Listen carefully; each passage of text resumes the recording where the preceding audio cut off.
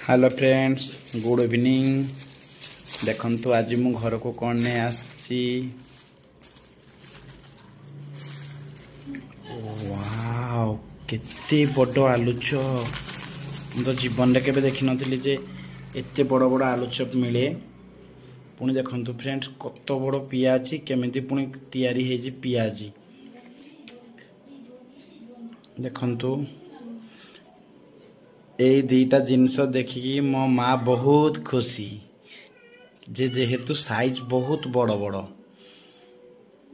एते बड़ आलू चप तो आमर मिलेनी ओडिशा रे, किंतु देखंतु कलिकता रे केते बड़ आलू चप केमिति स्टाइल रे बना है जे आलू चप बोरा टाइप रो। ये होची पियाजी, कलिकता रो पियाजी। वाह, केते बड़ बड़। मोर गोटे प्लेट दीटा रखी देले पूरा प्लेट हाफ पड़े।